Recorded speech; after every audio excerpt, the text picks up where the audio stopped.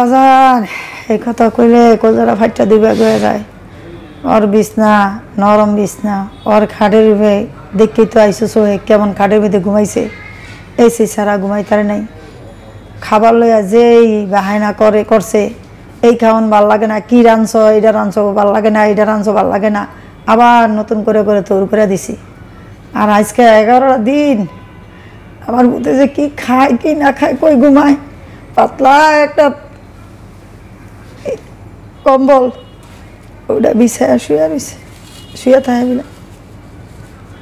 যেখানে আপনার মামুনের জন্য কি খাবার নিয়ে গেছেন রান্না? ওই যে আগের দিন ওর মামা আর খালাই আনছিল, গরুর মাংস রান্দা আনছে, আবার ভর্তা খাইতে চাইছে, ভর্তা 3-4 পরে ভর্তা বানায় আনছে, আর সাদা ভাত রাঁধছিলাম, আবার পোলাও ভাত রাঁধছিলাম, ওগুলো দিছিলাম। পরের দিন আবার এই কইতাছে এখানে ভাত দেওয়া লাগবো না, ভাত আছে, তরকারি ভাড়ায়। পরে ওই যে গরুর মাংস রাঁধা নিয়েছিলাম, গরুর কলজা কুদুর বুনা করে নিয়েছিলাম। আর ফুফুরা আবার শাহাদাতপুর থাকে, পুরা মাংস ফাটাইছে, ওগুলো রাঁধা করে নিয়ে গেছিলাম। ঈদের মধ্যে তো আর ছেলের কাছে পাই নেই, যার সহযোগিতা হয়, আমি ব্যারিস্টার সুমন যাই কোক যাই আমার সহযোগিতা করে, আমার ছেলের যে আমার বোকায় না ফিরিয়ে দেয়, এতেই আলহামদুলিল্লাহ আমি খুশি। আমি প্রত্যেক দিন গেছি, একদিনও মিস দিইনি। আর কালকে আর আজকে যাই নাই, নিজের শরীরটা অনেক অসুস্থ দেখে মামুন কইতাছে তুমি এমন অবস্থা হয়েছো, তোমার চেহারা দিকে তাকান জানা, কিছু করান জানা, তুমি 2টা দিন পরে আহো। মামুন এই কথা কইছে। আবার দ্বিতীয় কথা হয়েছে টাকা টুকা গুলো আড়াই লাইছি, নিজেরও মাথা মুথা ঠিক নেই, ভাল লাগে না, যেদিকে যাই মাথা ঘুরিয়া ফুরিয়া যাই, বাইরে ফাঁকায় মাথা ঘুরিয়া ফুরিয়া যাই। দেখা করার পরে মানে কি কথা হয়েছে আপনার সাথে?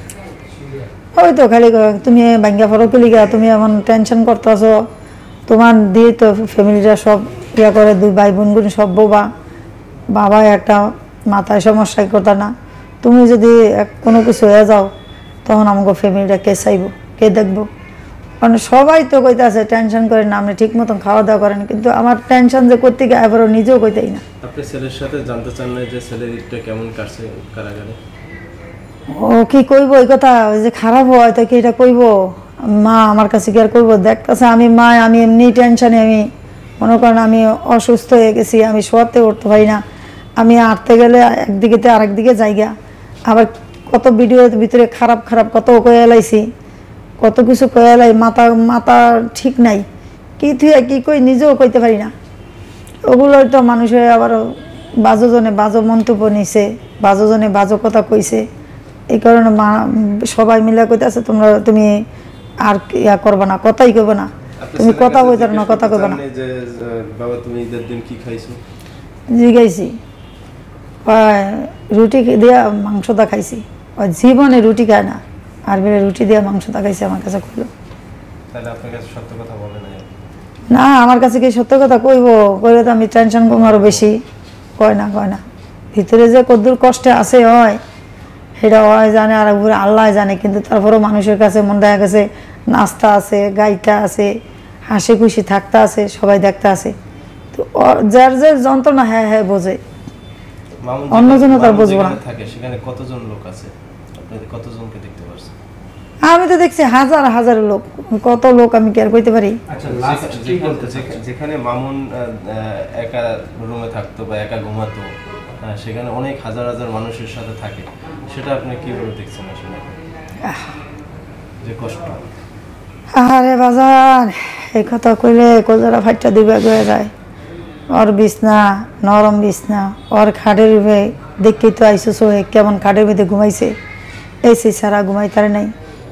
খাবার লইয়া যেই বাহানা করছে, এই খাওয়ান ভাল লাগে না, কি রাঁধছ এটা রাঁধছ ভাল লাগে না, এটা রাঁধছ ভাল লাগে না, আবার নতুন করে তৈরি করে দিছি। আর আজকে 11টা দিন আমার বুঝতে যে কি খায় কি না খায়, কই ঘুমায়, পাতলা একটা কম্বল ওটা বিছায়া শুয়ে রয়েছে, শুয়ে থাকে বলে। যেখানে আপনার ছেলে এসি ছাড়া থাকতে পারতো না, সেখানে যেখানে এসি ছাড়া থাকতে পারতো না আপনার ছেলে, সেখানে এখন ফ্যান ধরতে গেলে ফ্যানও নাই, কিভাবে থাকবে? সেটা কখনো কি করব না থাকিয়া ভাগ্য আসিল। আর পাপ করছে, পাপটা কিছু মুছা টুচ্ছা দুইয়া মুছা হোক, কি করবো আর করার কিছু নাই। আচ্ছা ছেলে বের হওয়ার পরে আপনি কি চান যে ছেলে আবার মানে এই লাইনে ফিরে আসুক? মানে এরা আল্লাহ পাকে জানি না এরা কি করে না করে, ওরা কেমনি কি করে, এরা ওরা আসলে পরে ওরাই ভালো জানে কি করব।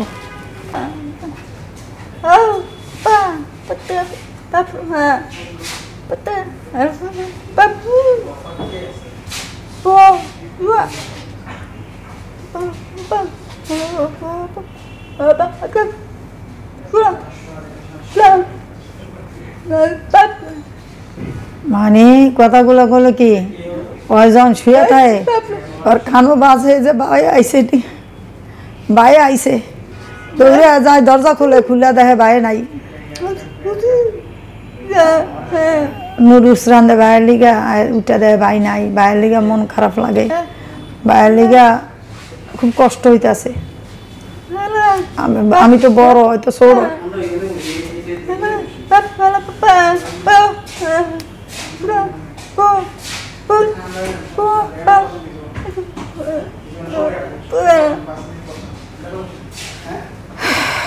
হইতাছে যে কবে বাইরে আইব, কবে বাইরে জড়াই ধরবো, কবে বাইরে আদর করবো, এই কইতাছে। ঠিক আছে।